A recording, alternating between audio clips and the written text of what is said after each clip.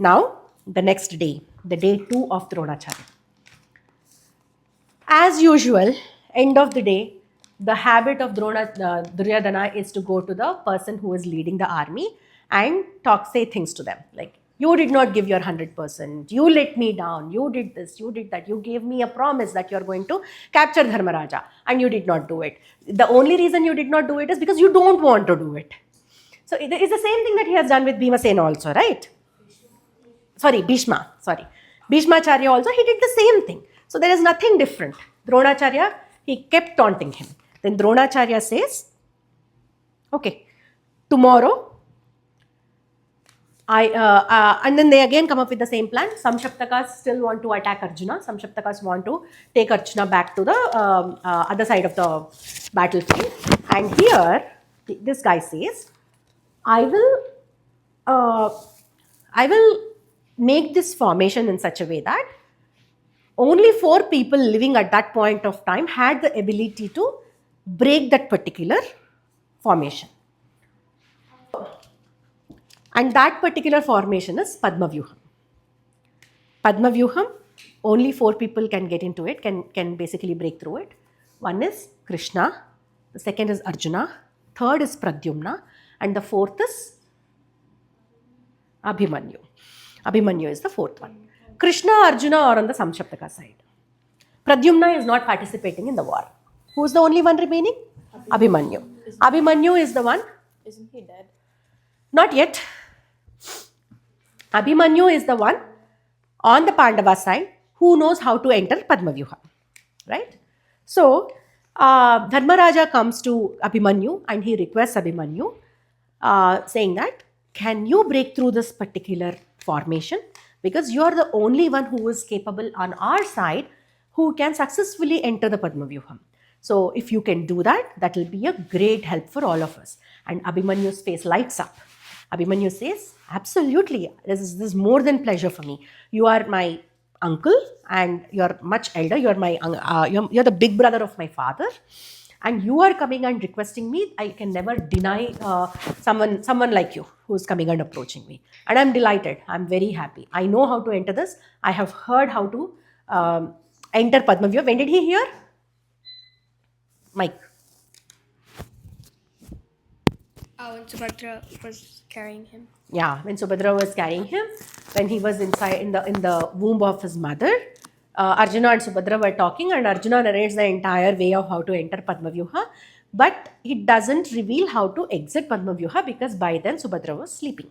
So he stopped. He stopped there. That is why Abhimanyu knows how to enter but not how to exit. So he expresses the same thing to Dharmaraja also. He tells Dharmaraja, I have to admit, whatever I know, whatever I do not know. So I can enter, but I cannot exit. So, but still I really want to help and I can enter, I will enter. Let us see what happens. Then Bhimasena immediately says, don't worry about it.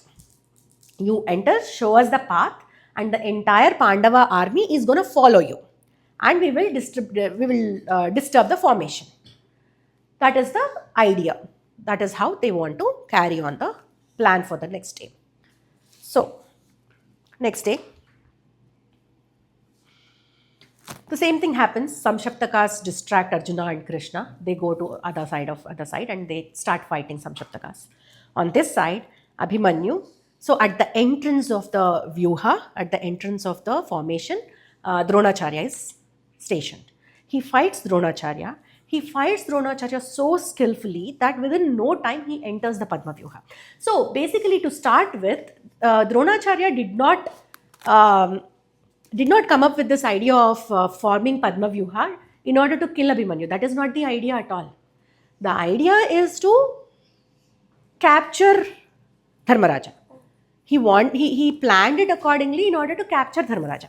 So just before this, before entering into the Padmavyuha, naturally Abhimanyu asks for blessings, right? So when Dharmaraja is blessing Abhimanyu, he blesses Abhimanyu saying that your courage, your fame, your name, all these things will be doubled from today, or all these things will see their peaks after this war. But he doesn't bless Abhimanyu saying that you will be victorious today. Why did he not do that? Was it intentional? Or did really Dharmaraja think through before blessing? Probably not. It is all written. The fate is already written. So When you said that Dharmaraja blesses Abhimanyu with courage, no, he did not bless him with courage. He says that may your courage, or name, fame be all be even more doubled. popular, or may your name live forever in the history for your courage and valorous nature. That is what he So blesses him. then, usually that would mean like a legend or a legacy, Correct. but only a legend or a legacy can be fulfilled when someone like dies. Yes, something like that, right? Yes, that's the kind of blessing. That's the kind of words Dharmaraja uses. So, is it like he did it on purpose? No, those are the words that just came very naturally to him that day, and he said that. And Abhimanyu fights Dronacharya very skillfully. He enters the Padmavyuha, and after he enters Padmavyuha, in few minutes, in a very short time, he goes extremely close to Duryodhana, meaning Duryodhana can be captured or killed at that point of time. Then Dronacharya sees this, and Dronacharya sends all of the very very powerful people to help Duryodhana. And who are those powerful people? It includes Krupacharya, Ashwathama, Karna, so many people on their side, right? Shelya, all these people on their side, right? So he sends all of them, but all of them were defeated by Abhimanyu. And finally, Dronacharya himself enters and starts fighting with Abhimanyu. And Abhimanyu at this point of time was surrounded by Duryodhana, Krupacharya, Bhurisrava, Vivimsati, Dushasana, Ashwathama, Selya, Kritavarma, Sekuni, Bruhadbala, Dushaha, all of these people. So many people are surrounding Abhimanyu. Abhimanyu is the only one fighting all of them. And he kills. There is a guy called Asmaka, and his horses are killed, and his chariot is broken by this guy. And then Karna comes to fight with Abhimanyu, and Karna's armor is destroyed, and Karna is hurt very badly. After that, Karna leaves the battlefield because he needs immediate support to address his wounds and everything. He leaves, and then Selya goes unconscious. Selya comes to fight with Abhimanyu, and he falls unconscious. And Selya's brother tries to attack Abhimanyu, and Abhimanyu chops both of his hands, and eventually he chops off his neck, and his chariot is also destroyed. And so that is how he killed Shelya's brother.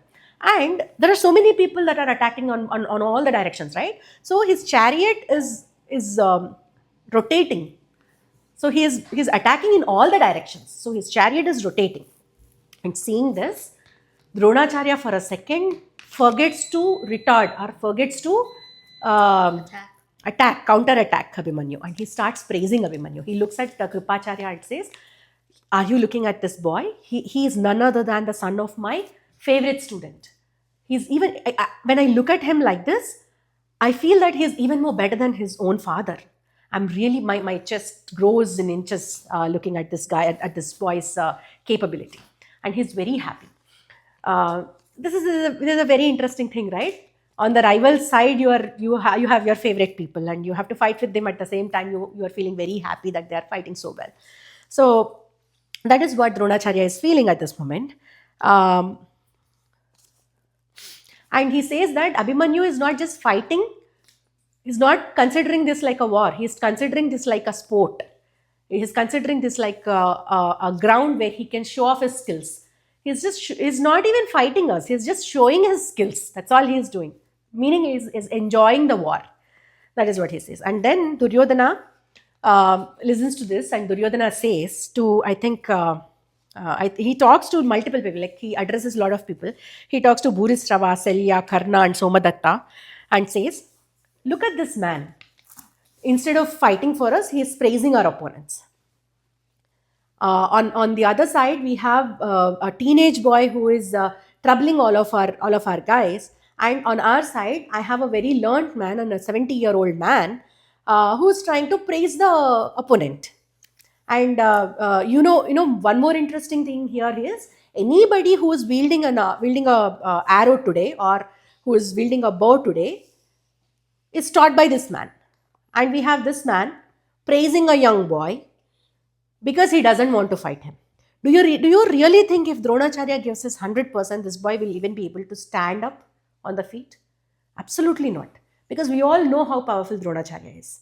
But, and unfortunately, here we are with 11 Akshauhini of Sainya putting this man in front of us thinking that we will emerge victorious. While this man is praising our opponents. He says that. He says that. And he expresses his discomfort at Dronacharya because he was praising the opponent. And then Dushasana. Dushasana says, tells his brother saying that, don't worry, Duryodhana. I'm here. Your brother is still alive. I'm going to attack this Abhimanyu and I'm going to kill him into pieces. I'm going to break him into pieces. He goes, he attacks, and he is gravely injured by Abhimanyu, and he runs away. He doesn't even stand. Dushasana. And then Karna comes back. Karna makes a comeback, and Karna also faces the same thing. Karna's brother attacks. Karna's brother is killed. Dronacharya, and at this point of time, the entire Kaurava army is flying away. Like they don't want to stay anywhere closer to Abhimanyu because it is so ferocious. His attack is lethal, and there is no hope that they are going to be alive. So everybody is flying away. Dronacharya tries to bring everybody and rally against him, but it is very, very difficult to Dronacharya even to bring people back into the battlefield. And Shalya's son, Rukmaratha, and Duryodhana's son, Lakshmana Kumara, are killed. Duryodhana has a son. His name is Lakshmana Kumara. He's about the same age as Abhimanyu. How old is Abhimanyu? 18, 19. So maybe Duryodhana is upset, is very, very sad at this point of time that Lakshmana Kumara is killed. I think Lakshmana Kumara marries Krishna's daughter. Yeah. I think there is some connection like that. Why would he let that happen, Krishna? These two people like each other, so Krishna Paramatma doesn't really say no to, if two people are interested and they want to get married, he won't say no to it. Okay, so anyways, I think, or maybe the other way around, Duryodhana has a daughter called Lakshana, and I think Samba, who's son of Krishna, marries her. Something like that. Either it is this way or the other way, the opposite way. I don't exactly remember. That is why when both Krishna and Duryodhana go to, not Krishna, Arjuna and Duryodhana go to Krishna's palace, Krishna says that you both are close to me. I cannot pick and choose one side versus the other. So I'll help both the sides. That's what he says, right? That is why he says that. Anyways, coming back to the battlefield. So Lakshmana Kumara died, and Shalya's son is also dead, and Bruhadbala is also dead. Bruhadbala is also killed. Karna was hurt again, and 6 of the main people leading the army were killed at once, just at once. And Jarasandha's son is also killed. You remember Jarasandha, right? His son is also killed.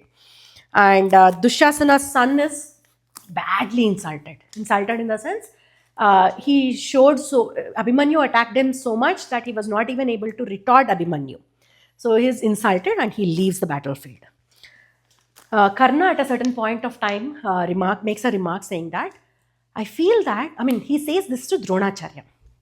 He says that, I have faced Arjuna a couple of times in the battlefield. Once at Ekachakrapuram, and when was the second time? Just the day before. The day before? Dakshina Gograhanam, yes. And another time when the Gandharvas were attacking. So 3 or 4 instances where he had faced Arjuna. I feel that war with Arjuna is much easier than war with his son. I don't know what else we can, what are the plan we can come up with in order to contain this little boy. I don't think there is any plan at our disposal to attack this boy. Then Dronacharya says something which changes the face of the entire Kurukshetra war in a blink of an eye. Dronacharya says, the only way to bring this boy down is through deception. if you do a straight war with him, you are never going to win this boy. Trust me, the only way. I do not know if Dronacharya said this because he thought that all these people are not so cruel in order to implement this plan. Maybe he said this in order to tell people how efficient Abhimanyu is. I don't know what Dronacharya's intentions are, but he said something he should never have said. Karna immediately catches that. Karna immediately takes that line and he acts as if he is tired and he is leaving the battlefield. And Abhimanyu is fighting like this. Karna was in front of him, Drona, so many others were in front of him. Karna leaves, he takes a part of his army and he goes behind Abhimanyu and he reaches the back of Abhimanyu.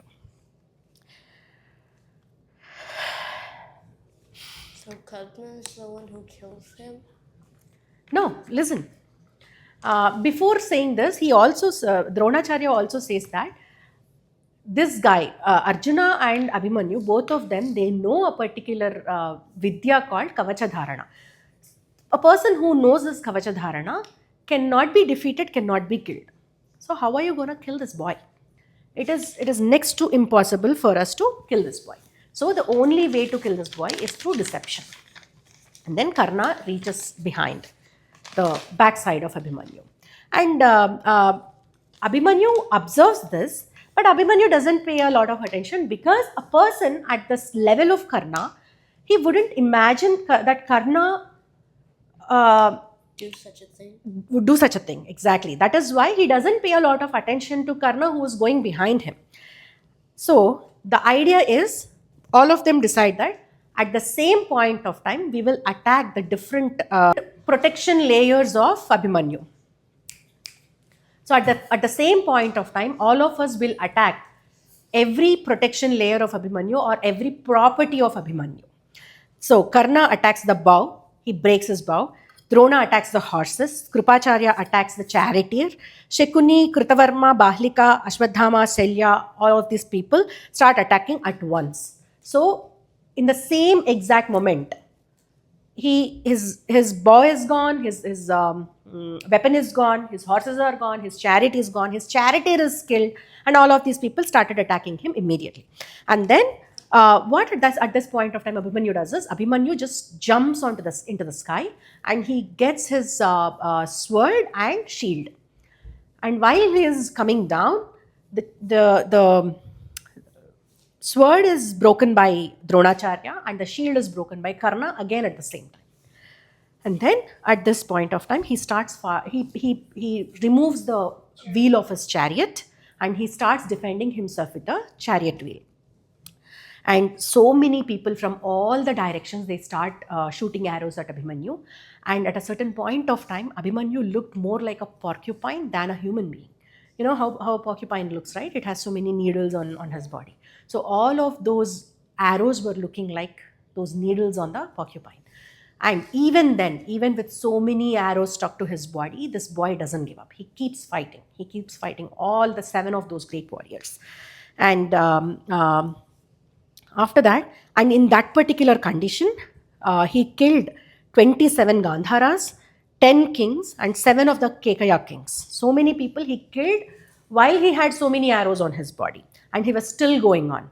And Dushasana's son comes into the battlefield at that point. And Dushasana's son was hurt, right? He was insulted, right? He wants a revenge. So Dushasana's son attacks Abhimanyu, and because Abhimanyu is down after fighting so many people and after so many arrows attacking, he gives a fitting response even in that condition. And after a while, both of them die on the battlefield. Dushasana's son and Abhimanyu. Both of them die in the battlefield. With that, the war on that particular day ends. Wait, so Dushasana is already killed? No. Him and his son? No. No, only his son. So on that day, I still wonder how Dronacharya could really go back to his tent and sleep. And why did Dronacharya say whatever he said? And after a certain point of time when he was fighting with the wheel, Vyasa Bhagavan talks about the status of all the four brothers outside of the Padmavyuha. All of them, none of them was able to enter the Padmavyuha because Jayadratha, who was, you know who Jayadratha is, right? Dushala's husband. Gattiga, Dushala's husband. Dusala's husband. He got a boon from Shiva. Why? Wants to kill Arjuna, but he gets. Shiva says that I cannot give you that boon because I gave Pashupatastra to Arjuna. I cannot give that, but I can give you one boon, where for one day you will be able to defeat all the four other Pandavas, apart from Arjuna. You will be able to defeat four Pandavas: Dharmaraja, Bhima, Nakula, Sahadeva, for one day. Defeat them. You cannot. They cannot kill. He cannot kill them. So on that day, this guy, because of the boon that he got from Shiva, is able to stop all the four of Pandavas. That is why Abhimanyu was not able to get any help from Pandavas. Does he get to choose the date? Yes, I think so. I think he gets to choose the day. Anyways, so because of all these things, Abhimanyu has to see this death today. And in Telugu, there is this is very famously used.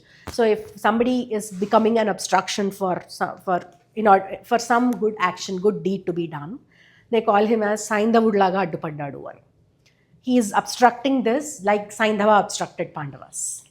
So it's a very famous thing when you say that. Okay, so